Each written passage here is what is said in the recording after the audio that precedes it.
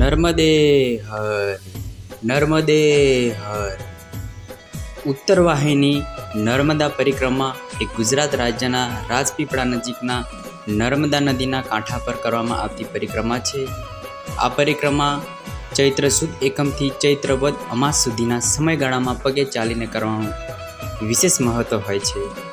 આ એક મહિના દરમિયાન મોટી સંખ્યામાં ભક્તો પદયાત્રા કરી ધન્યતા અનુભવે છે.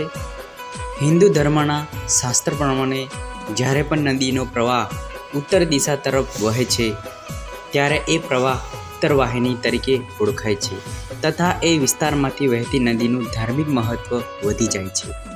નર્મદા જિલ્લાના નાદોદ તાલુકાના રામપુરા ગામથી તિલકવાડા ગામ સુધી નર્મદા નદીનો પ્રવાહ ઉત્તર દિશામાં વહે છે. આથી અહીં નર્મદા નદીને ઉત્તર વાહિની કહેવામાં આવે છે.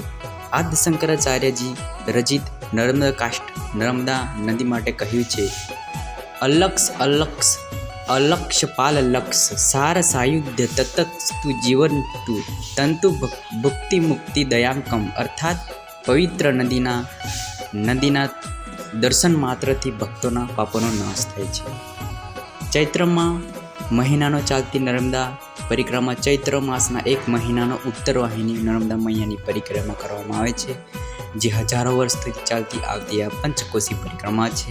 હિન્દુ વર્ષના ચૈત્ર મહિનાના નર્મદા મૈયાના પંચકોશી પરિક્રમા કરવાની પરંપરા હજારો વર્ષથી ચાલતી આવી છે. આ પરિક્રમાનું અનેરું પુણ્ય મળતું હોવાથી દર વર્ષ ભક્તો પંચકોશી પરિક્રમા માટે ઉમટી પડે છે. આ વખતે નર્મદા પાર કરવી પડે છે. પંચકોશી પરિક્રમા રામપુરા નર્મદાના ઘાટથી રણછોડરાયના મંદિર દર્શન કર્યા બાદ ભક્તો શરૂ કરે છે, જે 21 કિલોમીટરની પરિક્રમા છે, જ્યાં 2 વાર નર્મદા નદી પાર કરવાની હોય છે અને ખૂબ ફળદાયી માનતાથી આ પરિક્રમા માટે ભક્તોની ભીડ જામે છે. નર્મદે હર, નર્મદે હર.